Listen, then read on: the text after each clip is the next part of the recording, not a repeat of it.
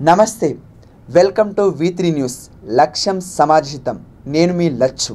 We miss you సౌందర్య అనే ప్రత్యేక కార్యక్రమానికి స్వాగతం.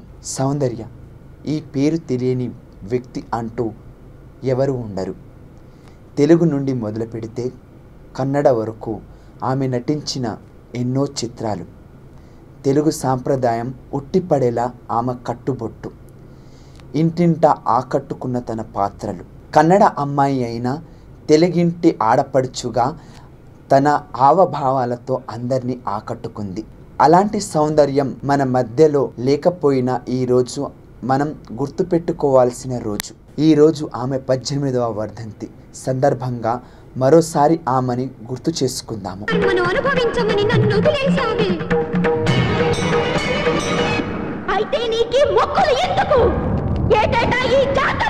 ఏదో ఒక రాగం పిలిచింది వేళ, ఎదలో నిదురించే కథలెన్నో కదిలేనా. సౌందర్య అసలు పేరు సౌమ్య. 1977 జూలై 18వ తేదీన కర్ణాటకలోని కోలారు జిల్లా ములబాగల్ మండలం గంగికుంట గ్రామంలో జన్మించారు. సినీ రంగ ప్రవేశం కొరకు ఆమె పేరును సౌందర్యగా మార్చుకుంది.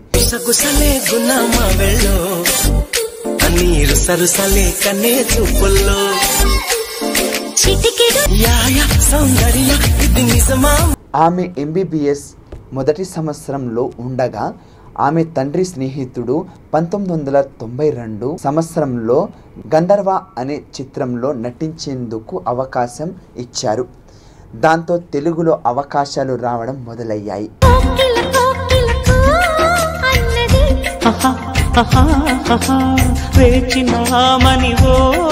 వాటిలో అమ్మోరు చిత్రం విజయవంతమైన తర్వాత ఆమె చదువుని మధ్యలోనే ఆపేసింది. తెలుగు చిత్ర పరిశ్రమలో ఆమె మంచి పేరు గణించి విజయడంక మోగించింది. ఆమె కన్నడ, తమిళ్, మలయాళంతో పాటు ఒక హిందీ చిత్రంలో కూడా నటించింది. హిందీలో అమితాబ్ బచ్చన్ తో కలిసి సూర్యవంశ్ అనే చిత్రంలో నటించింది. 12 ఏళ్లలోనే సౌందర్య 6 ఫిలింఫేర్ పురస్కారాలను అందుకుంది. హీరో విట్టరి వెంకటేష్ సరసన రాజా, జయం మనదేరా, పెళ్లి చేసుకుందాం, పవిత్ర బంధం వంటి సూపర్ హిట్ సినిమాల్లో నటించి ప్రశంసలు అందుకున్నారు.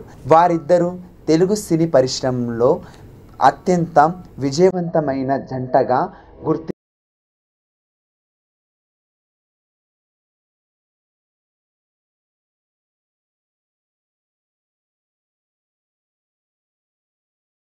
దీప అనే చిత్రాన్ని ఆమె నిర్మించింది. ఈ చిత్రానికి కర్ణాటక ప్రభుత్వం నుంచి ఉత్తమ నటి, ఉత్తమ చిత్రం, ఉత్తమ ఛాయాచిత్రగ్రహణానికి గాను పురస్కారాలు లభించాయి. పలు అంతర్జాతీయ చిత్రోత్సవాలలో కూడా ప్రదర్శించబడింది. పరిశ్రమలో లైట్ బాయ్ స్థాయి నుంచి ప్రతి ఒక్కరిని ఆదుకునే మనిషిగా ఆవిడకు మంచి పేరు ఉంది. వీటన్నిటి మూలంగా పరిశ్రమల్లోనే కాక అభిమానుల హృదయాలలోనూ సుస్థిర స్థానాన్ని సంపాదించుకున్నారు సౌందర్య.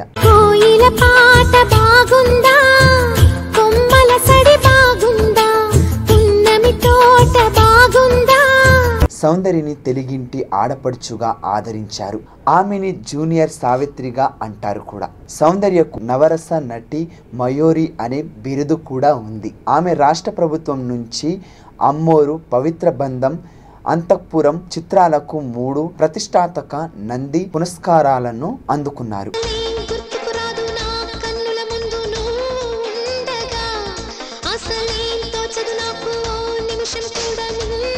ఆమె RSS తో ప్రభావితమై BJPలో చేరింది. ఆమె తన మేనమావైన తన బాల్య స్నేహితుడు సాఫ్ట్వేర్ ఇంజనీర్ అయిన GS రఘును 2003 ఏప్రిల్ 27న వివాహం చేసుకున్నారు.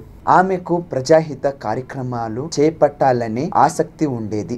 ఆమె అమర్ సౌందర్య సోషల్ అండ్ ఎడ్యుకేషనల్ ట్రస్ట్ ద్వారా ప్రజాహిత కార్యక్రమాలు చేపట్టారు. కర్ణాటక ములబాగల్ తాలూకాలో ఉన్న తన గ్రామం గంగికుంటను అభివృద్ధి పరిచారు. ఒక అనాథ ఆశ్రమాన్ని, అమర సౌందర్య విద్యాలయం పేరుతో ఒక పాఠశాలను స్థాపించారు. తన తమ్ముడు అమర్నాథ్ సహకారంతో ఎన్నో కార్యక్రమాలను చేపట్టారు. 2004లో జరిగిన లోక్సభ ఎన్నికల్లో బీజేపీకి ప్రచారం చేసింది. అదే ఏడాది ఏప్రిల్ 17న బెంగళూరులోని జక్కూరు విమానాశ్రయం నుంచి కరీంనగర్లో బీజేపీ ఎంపీ విద్యాసాగర్ రావు తరపున ప్రచారం చేయడానికి విమానంలో బయలుదేరారు. ఆ విమానంలో సౌందర్య, ఆమె సోదరుడు అమర్నాథ్ ఉన్నారు. దురదృష్టవశాత్తు విమానం గాలిలోకి ఎగిరి కొన్ని క్షణాలకే పక్కనే ఉన్న గాంధీ విశ్వవిద్యాలయం ఆవరణలో కుప్పకూలిపోవడంతో సజీవ దహనం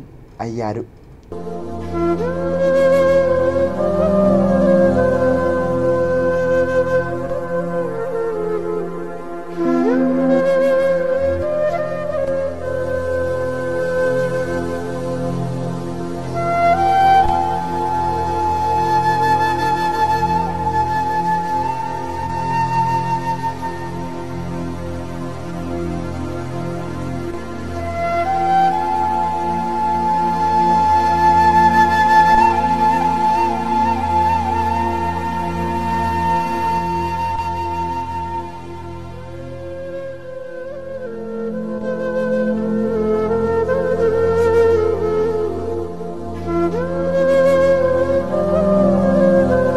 ఆమె చేసిన సేవలకు గాను సినీ పరిశ్రమలో తీరని శోక సంద్రంలో మునిగిపోయింది. ఆమె కన్నడలో నటించిన ఆఖరి చిత్రం ఆప్తమిత్ర విజయవంతమైంది. తెలుగు, తమిళ్, కన్నడ, మలయాళీ భాషల్లో 100కు పైన చిత్రాల్లో నటించింది.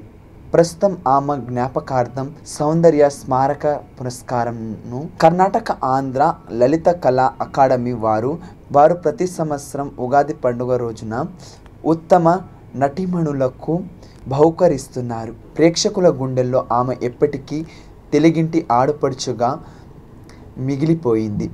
సినీ పరిశ్రమలో, తెలుగు పరిశ్రమలో ఆమె లోటు ఎవరు తీర్చలేరు. ఆమెను తలుచుకుంటూ ఒక చిన్న రాగాన్ని మీకోసం. ఆమె మన మధ్యలో లేకపోయినా తను చేసిన ప్రతి చిత్రం మన కంటి ముందు కదులుతున్నట్టే ఉంటుంది.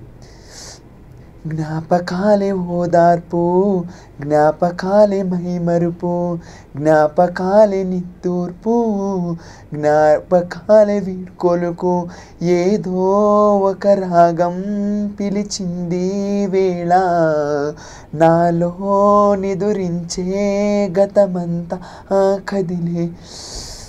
Okay, thank you. నేడు సౌందర్య వర్ధంతి సందర్భంగా V3 న్యూస్ ఆమెకు ఘనంగా నివాళులు అర్పిస్తుంది. ఇది ఇవాల్టి ప్రత్యేక కార్యక్రమం. వి మిస్ యూ సౌందర్య. మరో ప్రత్యేక కార్యక్రమంతో తిరిగి వస్తాను. అప్పటి వరకు చూస్తూనే ఉండండి V3 న్యూస్. లక్ష్యం సమాజహితం.